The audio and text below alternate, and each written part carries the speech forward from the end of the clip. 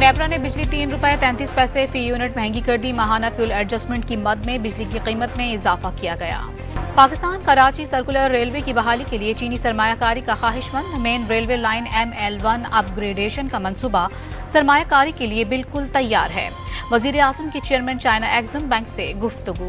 Supreme court में नैब तरामीम कलअदम करार देने के खिलाफ हुकूमती अपीलों पर समाअत जारी। बानी PTI वीडियो लिंक के जरिए अदालत में पेश। इस्लामाबाद के इलेक्शन ट्रिब्यूनल ने की तब्दीली से मुतालिक केस की समाअत। नून लीग के वकील के दलाइल मुकम्मल, PTI के वकील के दलाइल जारी। गवर्नर खैबर पख्तूनख्वा फैसल करीम कुंडी के अली अमीन गंडापुर पर तालिबान को भत्ता देने और एक MPA को कत्ल कराने के इल्जामात। एस्टैब्लिशमेंट से बात करने को तैयार हैं, लेकिन बात किस बुनियाद पर होगी?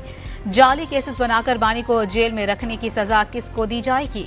वजीर आला खैबर पख्तूनख्वा ने सवालात उठा दिए। ऑडियो लीक केस में वजीर आला खैबर पख्तूनख्वा अली अमीन गंडापुर और शरीक मुलजिम पर फर्द जुर्म आयद करने के लिए 5 जुलाई की तारीख मुकर्रर। कराची में नौजवानों को कत्ल किया जा रहा है। ये स्ट्रीट क्राइम नहीं, दहशतगर्दी है।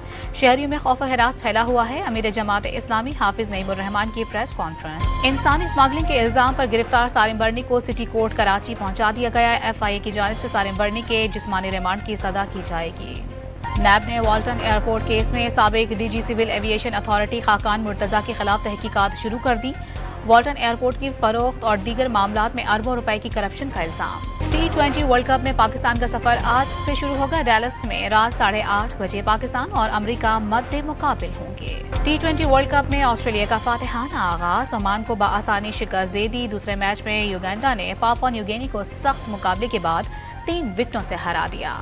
और पाकिस्तान और सऊदी अरब के दरमियान FIFA football world cup qualifier का मैच आज जिना फुटबॉल स्टेडियम इस्लामाबाद में खेला जाएगा। सिक्योरिटी के सख्त इंतजामात।